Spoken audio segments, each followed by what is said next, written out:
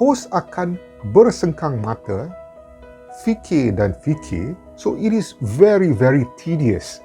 Satu kerja yang sangat rumit, satu kerja yang sangat remeh. Anda tengok dan no, I don't take fish. Anda bayangkan betapa kecohnya akan berlaku nanti.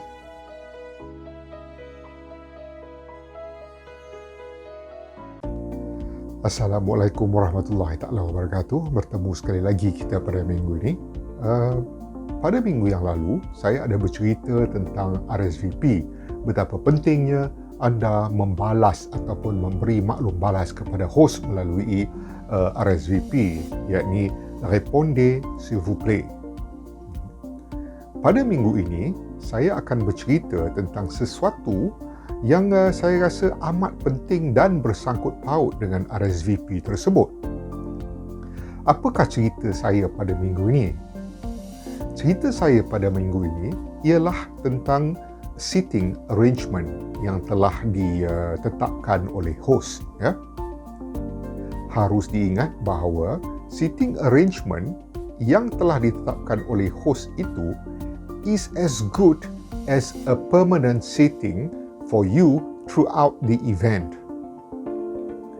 Ingat tak, saya bagi tahu minggu lepas bahawa RSVP itu sangat penting, dan di dalam RSVP itu anda juga boleh menulis apa yang anda tak boleh makan dan apa yang anda pantang dari segi kesihatan, apa yang anda tak boleh makan dari segi religious beliefs and all that, ya. So benda ni semua sangat-sangat penting kepada host.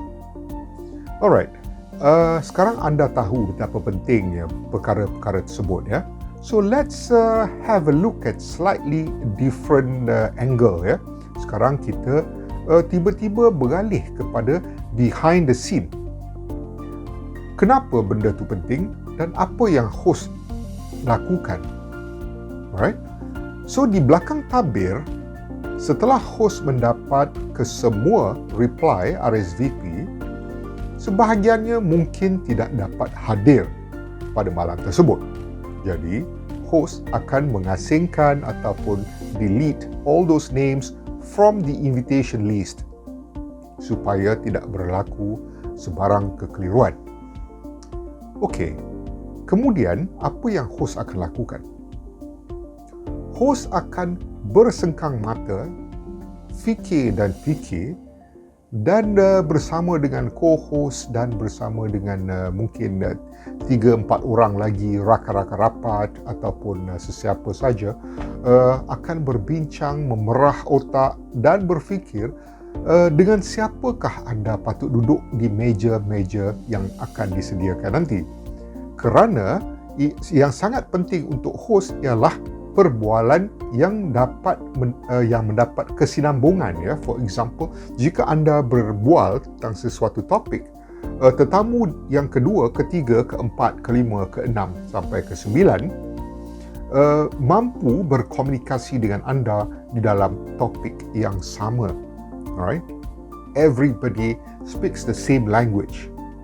So jika itu berlaku, ini menunjukkan yang host itu adalah seorang host yang berjaya. Jadi anda bayangkan betapa susahnya dia nak matchkan anda duduk di meja mana, anda duduk dengan siapa, anda dan pasangan akan duduk dengan pasangan yang mana. So it is very, very tedious. Satu kerja yang sangat rumit, satu kerja yang sangat remeh tetapi sangat-sangat penting. Kerana kejayaan sesuatu dinner itu adalah disebabkan oleh ketelitian yang telah dilakukan oleh hos yang terlibat. Okey, itu tentang bagaimana susahnya nak arrangekan seating, ya. Sekarang kita lihat pula kepada diet menu. Anda tak boleh makan MSG. Kemudian orang ni pula tak boleh makan carb. Ada juga orang lain yang tak boleh makan beef dan sebagainya. Jadi untuk hos memastikan bahawa kesemua tetamunya mendapat layanan yang terbaik, hos haruslah berlaku adil dan amat teliti buat menu planningnya. Chef akan duduk sekali, banquet manager ataupun the person who is in charge of the event on the operational side will be sitting together with the host to discuss the flow of the service. Sebagai contohnya, jika Ali ditempatkan di meja 10 dan Ali duduk di seat yang ke-10, anda mungkin tak tahu, tetapi kepada operational people, mereka tahu seating number, ya. Dia ada 1, 2, 3, 4, 5, 6, 7, 8, 9, 10 ataupun banyak lagi and so on. Dan bagaimana dia nak tahu orang yang seat pertama tu yang mana and so on. So back of the house, everybody knows about it, ya. So you don't have to think about it. So sekarang kita masuk ke senario di mana anda yang bernama Ali ditempatkan oleh host di meja 10 di seating nombor 10 juga. Alright? Dan anda ada special diet menu yang anda harus ambil, dan anda telah pun memberitahu kepada host bahawa anda tidak boleh makan kambing sebagai contohnya jika menu pada malam itu ialah lamb menu. Jadi host dan chef akan berbincang. Chef akan gantikan kambing tersebut kepada fish ataupun ikan, ya. Jadi menu anda ialah menu ikan. Kemudian mereka akan berbincang dengan operation person who is in charge.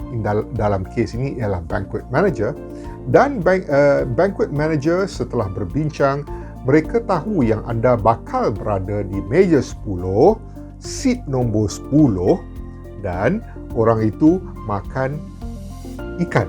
Dia tak boleh makan kambing. Right? Remember, ya. Table 10, seat number 10, the guest cannot eat lamb, and now the chef has replaced the lamb with fish. Okay? Now, on the day itself, what happened? On the day itself, akan ada floor plan di belakang, ya. Floor plan di belakang, di pantry ataupun di bahagian dapur, di mana para petugas akan pick up makanan. So, apa yang akan berlaku ialah semua dah ready dengan makanan untuk ambil makanan. Banquet manager akan bagi tahu who is in charge of table number 10. Kemudian ada seorang angkat tangan, oh, I am taking care of table number 10. Okay, table number 10, seat number 10, lamb replaced with fish. Jadi, petugas tadi yang menjaga meja nombor 10 akan pergi ke dapur dan mengambil ikan bagi menggantikan kambing, menggantikan lamb yang sepatutnya di pick up untuk tetamu-tetamu yang lain. Alright? So, anda dah tahu, what happened behind the scene, ya. Meeting after meeting after meeting, beberapa minggu sebelum tu, beberapa bulan sebelum event berlangsung pada malam itu, and then daripada host berbincang tentang menu dengan chef berbincang dengan banquet manager, ketiga-tiga mereka, host dan banquet manager dan chef, duduk lagi sekali berbincang bersama-sama dengan MC untuk memastikan yang event pada malam itu berjalan dengan lancar. Dan pada malam itu juga, sewaktu briefing and so on, banquet manager akan memberitahu kepada staff yang akan menjaga meja tersebut, meja 10 tersebut, bahawa ada satu tetamu khas yang bernama so and so tidak boleh makan kambing dan dia akan digantikan dengan menu ikan. Jadi staff ini tahu meja 10, seat nombor 10, makanannya ialah ikan. So now, kita berbalik kepada anda yang masuk sebagai tetamu. At the front of the house, At the back of the house ni semua dah ready ya. Semua dah ready. Everybody knows what they are supposed to do. So now the front of the house will be the guest. Will be you who will be attending the event. Anda datang, Anda jumpa reception di foyer, Anda tengok list nama yang ada. Oh, saya berada di meja nombor 10 dan saya bakal duduk di sini. Anda tak tahu seating number ya. Yang tahu seating number cuma para petugas yang bekerja pada malam itu. Oh, saya akan duduk di sini. Alright, telah ditempatkan. Tetapi pada masa yang sama, Anda nampak rakan Anda hadir pada malam itu dan Anda bertanya, you duduk di meja mana? Oh, I duduk di meja nombor 8. Can I join you at table 8? Of course. Why don't you join me at table 8? Now, you see apa yang akan berlaku. Mungkin anda dah dapat tahu, dah dapat rasa. You have the instinct that a big chaos will happen. Kerana anda yang sepatutnya berada di meja 10, di seat nombor 10, yang tak makan kambing dan bakal digantikan dengan ikan, sekarang telah berubah ke meja 8. Tanpa memberitahu host ataupun para petugas. Even jika anda memberitahu pun, itu dianggap it's already too late. Ya? Telah pun lambat.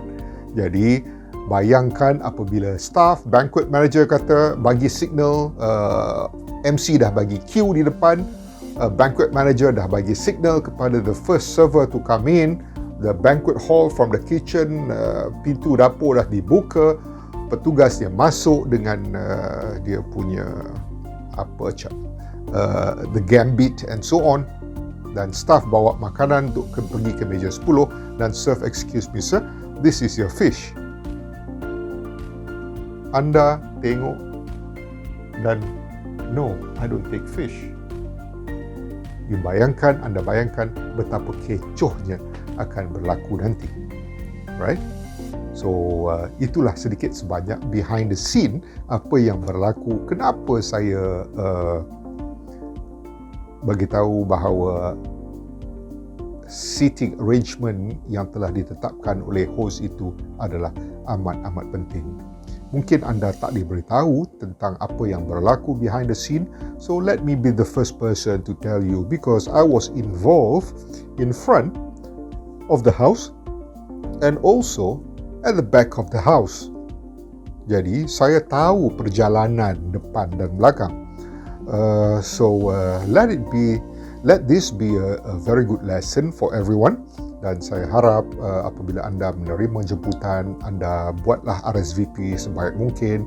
Dan apabila anda sampai pada waktu yang telah ditetapkan, tolong jangan pandai-pandai tukar meja, berubah ke meja lain dan sebagainya. Tolong hormat host yang telah bertungkus lumus, memastikan bahawa dinner pada malam itu berjalan dengan baik. Ya? So, itu sahaja rasanya buat minggu ini. Sehingga kita bertemu lagi pada minggu hadapan. Assalamualaikum warahmatullahi taala wabarakatuh dan terima kasih.